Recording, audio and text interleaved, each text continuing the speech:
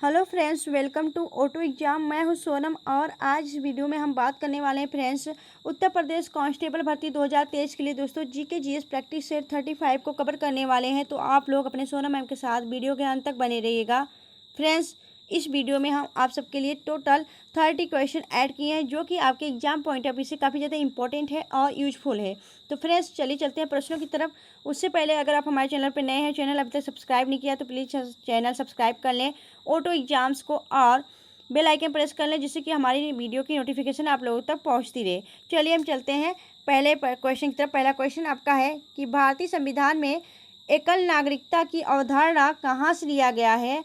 तो आपका right answer हो जाएगा यह ब्रिटिश यानी आपके इंग्लैंड से लिया गया दोस्तों एकल नागरिकता की अवधारणा। आप जानते हैं कि भारतीय संविधान में कौन सा नागरिकता है, सिंगल सिटीजनशिप है। आपको दोस्तों पता है कि सिंगल सिटीजनशिप है, आप एक देश की नागरिकता ले सकते हैं और यह आपके जो नागरिकता का अवधारणा है भारतीय संविधान में ब्रिटिश से लिया गया है। और जो अगर बात करें हम संविधान में, भारतीय संविधान में यह किस भाग में है तो भाग 2 में नागरिकता निहित है, भाग 2 में। और किस आर्टिकल के अंतर्गत तो 5 से लेकर 11 तक आपके नागरिकता दिया गया है, प्रावधान है। ठीक है, याद रखिएगा। चलिए हम आगे चलते हैं नेक्स्ट क्वेश्चन की तरफ। अगला क्वेश्चन आपका है संविधान के किस अनुच्छेद में राज्यपाल की नियुक्ति के बारे में बताया गया है।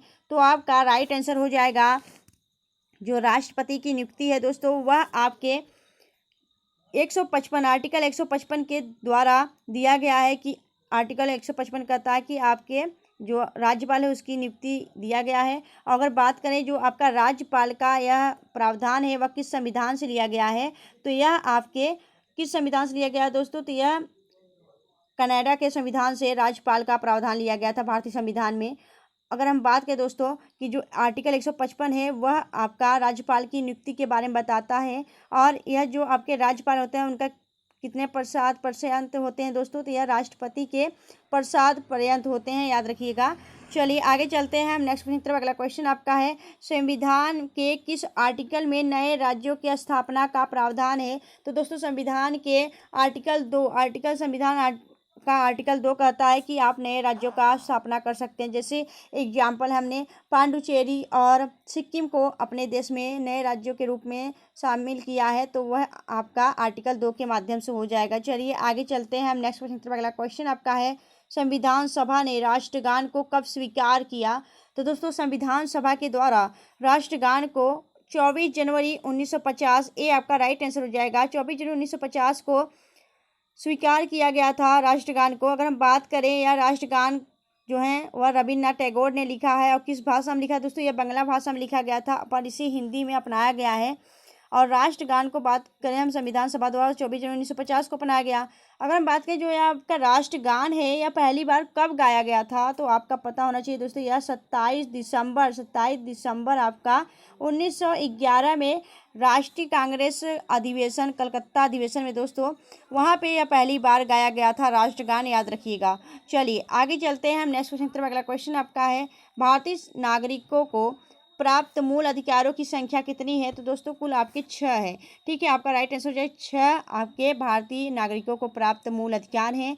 वहीं अगर हम बात करें दोस्तों कि किस आर्टिकल के अंतर्गत आते हैं तो भाग 3 में आपके नागरिकों को मूल अधिकार दिए गए हैं। और यह किस अनुच्छेद के अंतर्गत है तो यह आर्टिकल आपका 12 से लेके 35 तक आपका क्या है, मूल अधिकार है, फंडामेंटल्स राइट्स हैं। ठीक है, चलिए आगे चलते हैं हम नेक्स्ट क्वेश्चन की तरफ। अगला क्वेश्चन आपका है संपत्ति के अधिकार को किस संविधान संशोधन द्वारा हटा दिया गया।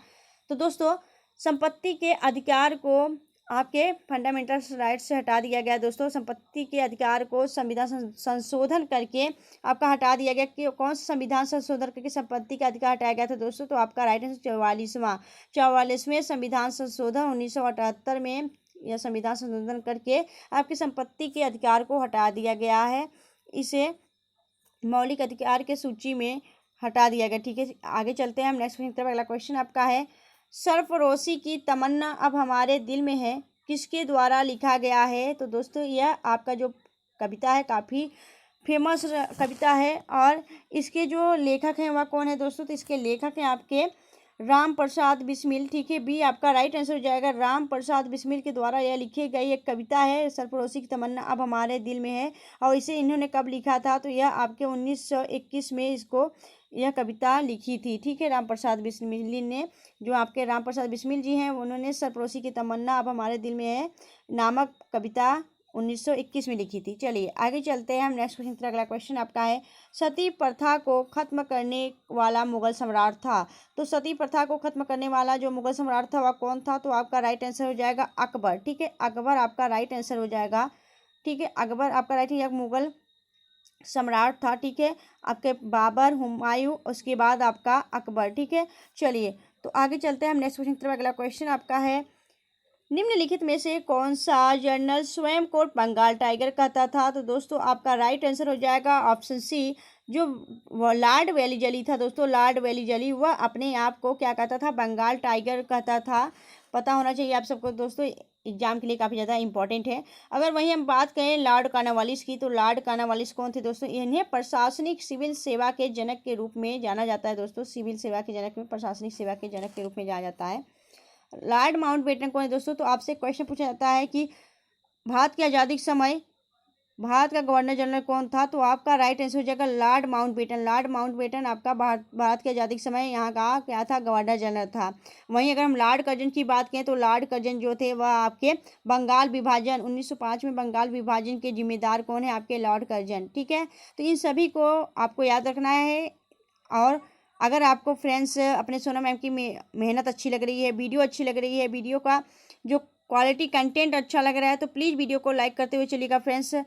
आप लोग लाइक ज़रूर कर दिया करिए, क्योंकि आप सबके लिए काफ़ी ज़्यादा मेहनत से आपका यह तैयार किया जाता है और आपके एग्ज़ाम को देखते हुए काफ़ी ज़्यादा मेहनत की जाती है दोस्तों। तो आप लोग एक लाइक और सब्सक्राइब करने में कंजूसी बिल्कुल ना करें फ्रेंड्स। चलिए हम चलते हैं आगे अगले क्वेश्चन की तरफ। अगला क्वेश्चन आपका है, चार मीनार का निर्माण किसके द्वारा किया गया था। तो दोस्तों जो चार मीनार है उसका निर्माण आपके मोहम्मद कुली कुतुब शाह ने किया था। और चार मीनार कहाँ पे स्थित है, आपके यह स्थित है हैदराबाद में, ठीक है, तेलंगाना की राजधानी हैदराबाद में चार मीनार स्थित है। और इसके जो निर्माणकर्ता थे कौन है, आपके मोहम्मद कुली कुतुब शाह के द्वारा यह बनवाया गया था।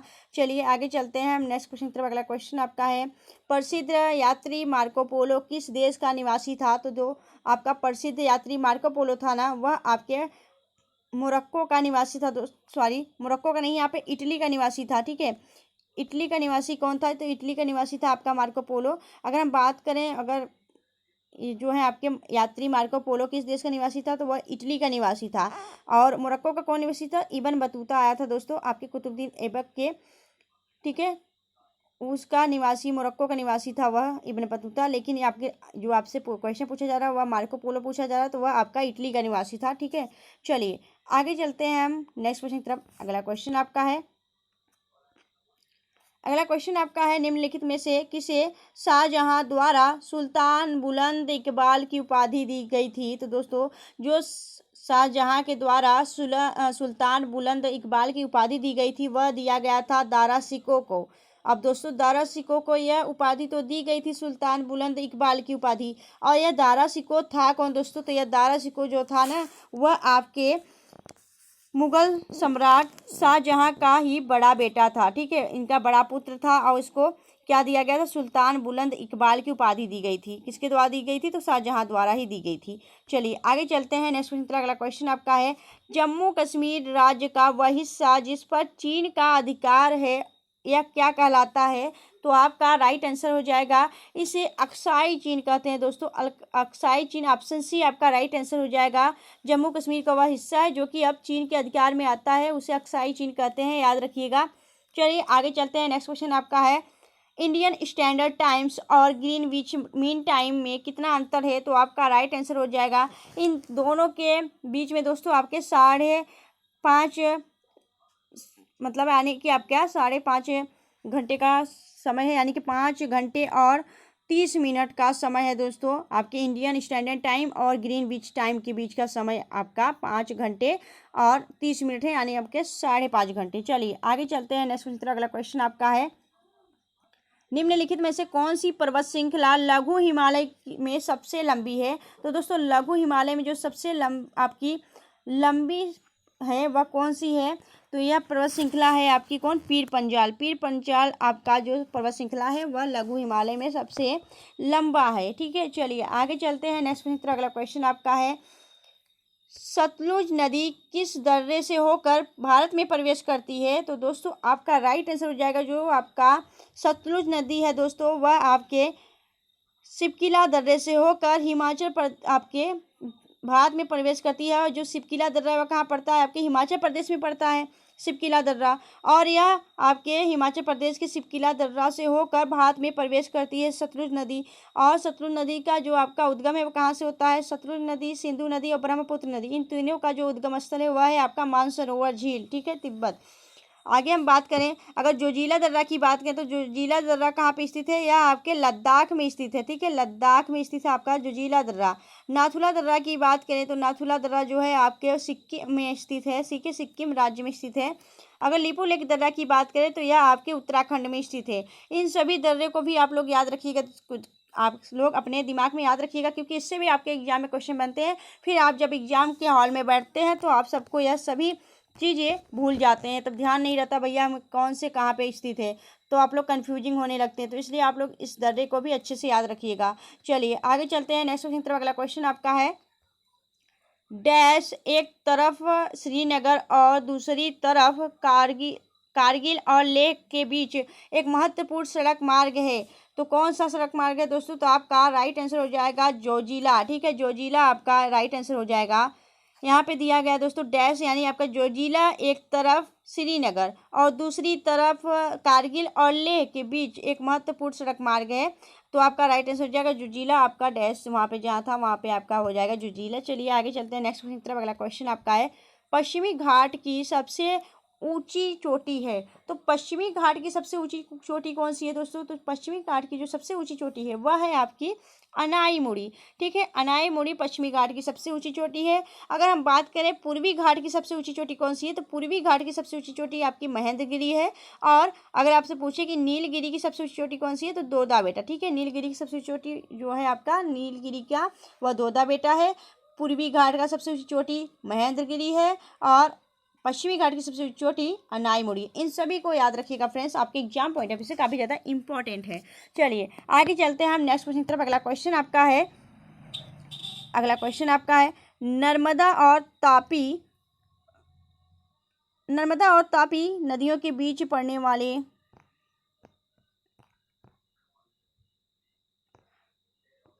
दोस्तों नर्मदा और तापी जो हैं उन नर्मदा और तापी नदियों के बीच पड़ने वाली जो पर्वत श्रेणी है वह कौन सी है? तो नर्मदा और तापी नदियों के बीच जो पड़ने वाली श्रेणी है वह है आपकी सतपुड़ा। ठीक है, सतपुड़ा पड़ती है आपकी नर्मदा और तापी नदियों के बीच में पड़ने वाली जो आपकी पर्वत श्रेणी है, इनको याद रखिएगा। चलिए आगे चलते हैं। नेक्स्ट क्वेश्चन, अगला क्वेश्चन आपका है, निम्नलिखित में से किस राज्य में दिलवाड़ा और जरगा पर्वत शिखर है? तो आपका राइट आंसर हो जाएगा राजस्थान में दोस्तों दिलवाड़ा और जरगा पर्वत शिखर है, याद रखिएगा। और राजस्थान में एक प्रसिद्ध जैन टेम्पल है, कौन सा?